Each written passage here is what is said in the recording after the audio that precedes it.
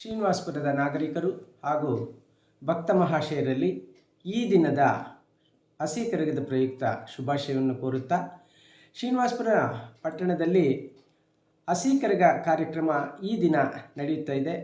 ಈ ಒಂದು ಹಸಿ ಕರಗದ ಮಹತ್ವ ಮತ್ತು ಹಸಿ ಕರಗ ಅಂದರೇನು ಎಂಬತಕ್ಕಂಥದ್ದ ವಿಚಾರವನ್ನು ಸಂಕ್ಷಿಪ್ತವಾಗಿ ತಿಳಿದುಕೊಳ್ಳೋಣ ಅಂತ ಈ ಸಂದರ್ಭದಲ್ಲಿ ನಾನು ಈ ಹಸಿ ಕರಗದ ವಿಚಾರವನ್ನು ತಮ್ಮ ಮುಂದೆ ಇಡ್ತಾ ಇದ್ದೀನಿ. ಹಸಿ ಕರಗ ಅಂದ್ರೇನು, ಹಸಿ ಕರಗ ಯಾಕೆ ಮಾಡ್ತೀವಿ, ಇದರ ಒಂದು ಕಿರುಪರಿಚಯವನ್ನು ನಾವು ತಿಳ್ಕೊಳ್ಳೋಕೆ ಹೊರಟ್ರೆ, ಮಹಾಭಾರತ ಎಲ್ಲರಿಗೂ ವಿಚಾರ ಗೊತ್ತಿದೆ. ಈ ಮಹಾಭಾರತ ಕಾಲದಲ್ಲಿ ಪಾಂಡವರು ವನವಾಸ ಹೊರಡ್ತಾರೆ. ವನವಾಸ ಹೊರಡಿದಾಗ ಕಾಡಿನಲ್ಲಿ ಅವರ ಜೀವನ ನಡೀತಾ ಇರುತ್ತೆ. ಆ ಕಾಡಿನಲ್ಲಿ ಇರ್ತಕ್ಕಂಥ ಸಂದರ್ಭದಲ್ಲಿ ಪಾಂಡವರು ತಮ್ಮ ತಮ್ಮ ಬಿಡಾರಗಳನ್ನು ಹಾಕ್ಕೊಂಡು ಅವರು ಅಲ್ಲಿ ವಾಸ ಮಾಡುತ್ತಾ ಇರ್ತಾರೆ.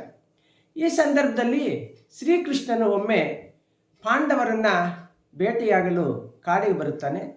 ಕಾಡಿಗೆ ಬಂದಾಗ ಪಾಂಡವರ ಕುಶಲೋಪರಿಯನ್ನು ವಿಚಾರಿಸ್ತಾನೆ.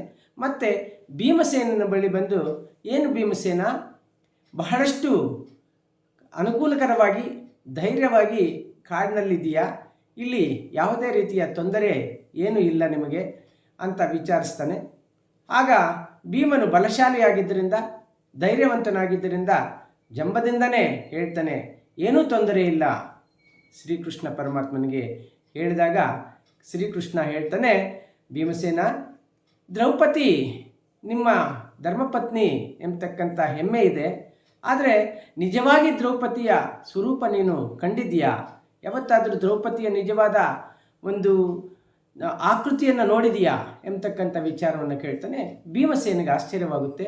ಆಗ ಕೃಷ್ಣ ಪರಮಾತ್ಮನಲ್ಲಿ ಏನು ಎಂದು ಕೇಳಿದಾಗ, ನೋಡು, ದ್ರೌಪದಿ ಒಂದು ಕಲ್ಲು ಕರಗುವ ಸಮಯ, ರಾತ್ರಿ ಕಲ್ಲು ಕರಗುವ ಸಮಯದಲ್ಲಿ ಹೊರಗಡೆ ಹೋಗ್ತಾಳೆ. ಆ ಹೊರಗಡೆ ಹೋದಾಗ ನಿಜವಾಗಿರ್ತಕ್ಕಂಥ ದ್ರೌಪದಿ ಯಾರು, ಅದರ ಸ್ವರೂಪ ಏನು, ಆಕೆ ಯಾವ ರೀತಿ ಇರ್ತಾಳೆ ಎಂಬುದನ್ನು ನೋಡು ಇವತ್ತು ಅಂತ ಹೇಳ್ತಾನೆ. ಅದೇ ರೀತಿ ಭೀಮನು ದ್ರೌಪದಿ ಎಷ್ಟು ಸಮಯಕ್ಕೆ ಹೊರ ಹೋಗ್ತಾಳೆ ಎಂಬತಕ್ಕಂಥದ್ದನ್ನು ಕಾಯ್ತಾ ಇರ್ತಾಳೆ. ಆಗ ಭೀಮಸೇನನು ದ್ರೌಪದಿ ಹೊರಗೆ ಹೋಗ್ತಕ್ಕಂಥ ಸಂದರ್ಭವನ್ನು ವೀಕ್ಷಿಸುತ್ತಾ ಇದ್ದಾಗ ದ್ರೌಪದಿ ಆ ಒಂದು ಬಿಡಾರ ಗುಡಿಸಲಿನ ಬಾಗಿಲನ್ನು ತೆರೆದುಕೊಂಡು ನಿಧಾನಕ್ಕೆ ಹೊರಗೆ ಬರ್ತಾಳೆ.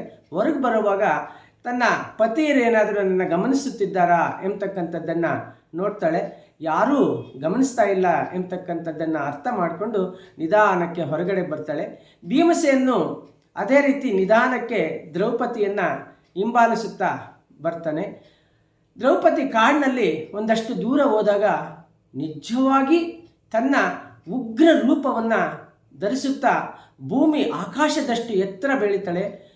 ಎತ್ತರ ಬೆಳೆದಾಗ ಕಾಡಿನಲ್ಲಿ ಎಷ್ಟೇ ದೂರ ಹೋದ್ರೂ ಆ ಕಾಡು ಪ್ರಾಣಿಗಳು ಸುಲಭವಾಗಿ ತನ್ನ ಕಣ್ಣಿಗೆ ಗೋಚರಿಸ್ತಾ ಇರ್ತಾಳೆ. ಆಕೆ ಭೂಮಿ ಆಕಾಶದಷ್ಟು ಎತ್ತರ ಇದ್ದಿದ್ದರಿಂದ ಒಂದು ಗಿಡ ಅಥವಾ ಒಂದು ಪೊದೆ ಯಾವುದೂ ಲೆಕ್ಕ ಇರಲ್ಲ. ಅದನ್ನು ದಾಟಿಕೊಂಡು ಬಗ್ಗಿ ಹಾಗೆ ಓಡ್ತಾ ಇರ್ತಕ್ಕಂಥ ಪ್ರಾಣಿಗಳನ್ನು ಹಾಗೆ ತನ್ನ ಕೈಗಳಿಂದ ಹಿಡಿದು ಅವುಗಳನ್ನು ಏನು ತನ್ನ ಆಹಾರಕ್ಕಾಗಿ ಸೇವಿಸ್ತಾಳೆ. ಈ ರೀತಿ ಭೇಟಿಯೆಲ್ಲ ಆದಮೇಲೆ ಆನಂದವಾಗುತ್ತೆ. ಆನಂದದಿಂದ ಆ ಒಂದು ಉಗ್ರ ರೂಪವನ್ನು ತನ್ನ ಮೊದಲನೇ ರೂಪಕ್ಕೆ ತರಿಸ್ಕೊಂಡು ಬರ್ತಾಳೆ. ಬರೋವಾಗ ತನ್ನ ದೇಹವನ್ನು ನೋಡಿದಾಗ ತನ್ನ ಬಟ್ಟೆ ಮೇಲೆಲ್ಲ ರಕ್ತದ ಕಲೆಗಳಿರುವುದನ್ನು ಗಮನಿಸ್ತಾಳೆ. ಮತ್ತು ಮಾಂಸವನ್ನು ಸೇವಿಸಿದ್ದರಿಂದ ಅದು ವಾಸನೆಯೂ ಇರುತ್ತೆ. ಹಾಗಾಗಿ ಇದನ್ನು ಕಳೆದುಕೊಳ್ಳಬೇಕು ಎಂಬತಕ್ಕಂಥ ಈ ವಾಸನೆ ಮತ್ತು ರಕ್ತ ಕಲೆಗಳನ್ನು ತೊಳಿಲಿಕ್ಕೆ ಅಂತ ಕಾಡಿನ ಮಧ್ಯೆ ಇರ್ತಕ್ಕಂಥ ಕುಂಟೆಯಲ್ಲಿ ಮುಳುಗುತ್ತಾಳೆ. ಮುಳುಗಿ ತನ್ನ ಬಟ್ಟೆಗಳನ್ನೆಲ್ಲ ಸ್ವಚ್ಛ ಮಾಡಿಕೊಳ್ತಾಳೆ, ದೇಹವನ್ನೆಲ್ಲ ಸ್ವಚ್ಛ ಮಾಡಿಕೊಳ್ತಾಳೆ.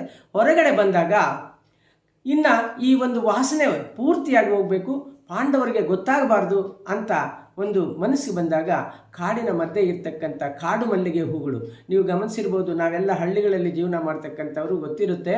ಆ ಕಾಡು ಮಲ್ಲಿಗೆ ಸುವಾಸನೆ ಎಷ್ಟಿರುತ್ತೆ ಅಂತಂದರೆ ನಮ್ಮ ಮಲ್ಲಿಗೆ ಹೂವಿಗಿಂತ ಹೆಚ್ಚಾಗಿರುತ್ತೆ, ಬಹಳಷ್ಟು ಸುವಾಸನೆ ಇರುತ್ತೆ. ಅಂಥ ಒಂದು ಕಾಡು ಮಲ್ಲಿಗೆ ಹೂಗಳನ್ನು ಈ ತಲೆ ತುಂಬ ಧರಿಸಿಕೊಂಡು ಕೈಗಳಲ್ಲಿ ಕಾಡು ಮಲ್ಲಿಗೆ ಹೂಗಳ ಕುಚ್ಚನ್ನು ಹಿಡ್ಕೊಂಡು ಆನಂದದಿಂದ ಕುಂಟೆ ಹತ್ತಿರದಿಂದ ತನ್ನ ಬಿಡಾರದವರೆಗೂ ಕುಣಿಯುತ್ತಾ ನರ್ತಿಸುತ್ತಾ ಆನಂದದಿಂದ ಆ ಬಿಡಾರಕ್ಕೆ ಬರ್ತಾಳೆ. ಆ ಬಿಡಾರಕ್ಕೆ ಬಂದು ಅದನ್ನ ಮತ್ತೆ ಅವ್ರಿಗೆಲ್ರಿಗೂ ಗೊತ್ತಾಗುತ್ತೆ ಕಾಡು ಮಲ್ಲಿಗೆ ಸ್ನಾನ ಮಾಡ್ಕೊಂಡು ಬಂದಿದ್ದಾಳೆ, ಕಾಡು ಮಲ್ಲಿಗೆ ಹೂಗಳು ಮುಡ್ಕೊಂಡಿದ್ದಾಳೆ, ತುಂಬ ಸುವಾಸನೆಯಿಂದ ಕೂಡಿರುತ್ತೆ ಅಂತ ಹೇಳ್ಬಿಟ್ಟು ಎಲ್ರಿಗೂ ಅನಿಸುತ್ತೆ ಸಾಮಾನ್ಯವಾಗಿ. ಆಗ ಭೀಮನಿಗೆ ಅನಿಸುತ್ತೆ ದ್ರೌಪದಿ ಸಾಮಾನ್ಯವಾದ ಹೆಣ್ಣಲ್ಲ, ನಿಜವಾಗಿಯೂ ಉಗ್ರರೂಪ ತಾಳ್ತಕ್ಕಂಥ ಮಹಾಶಕ್ತಿ. ಈ ಒಂದು ಮಹಾಶಕ್ತಿಯನ್ನು ನಾವು ಈ ಧರ್ಮಪತ್ನಿಯಾಗಿ ಸ್ವೀಕರಿಸಿದ್ದೇವೆ ಅಂತ ಅಂದ್ಕೊಳ್ತಾನೆ.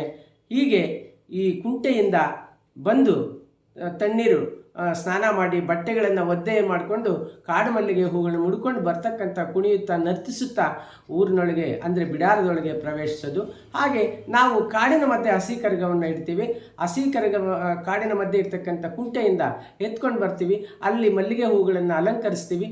ಅಲಂಕರಿಸಿ ನರ್ತಿಸುತ್ತಾ ಕುಣಿಯುತ್ತಾ ಊರಿನೊಳಗಡೆ ಬಂದು ಬೀದಿಯಲ್ಲಿ ಆ ಒಂದು ಕುಣಿಯುತ್ತಾ ನರ್ತಿಸುತ್ತಾ ಆನಂದದಿಂದ ಬರುವುದೇ ಈ ಒಂದು ಹಸಿ ಕರಗದ ಮಹತ್ವ ಅಂತ ನಾನು ತಿಳಿಸಲು ಇಷ್ಟಪಡ್ತೇನೆ. ಈ ಒಂದು ವಿಡಿಯೋ ಲೈಕ್ ಮಾಡಿ, ಶೇರ್ ಮಾಡಿ, ಹೈಕ್ ಮಾಡಿ, ಇನ್ನೊಂದಷ್ಟು ಜನಕ್ಕೆ ಮಾಹಿತಿ ನೀಡಿ ಇಂತಹ ಧಾರ್ಮಿಕ ಕಾರ್ಯಕ್ರಮಗಳಿಗೆ ಪ್ರೋತ್ಸಾಹವನ್ನು ನೀಡಬೇಕು ಅಂತ ಹೇಳ್ಬಿಟ್ಟು ಕೋರ್ಕೊಳ್ತೇನೆ.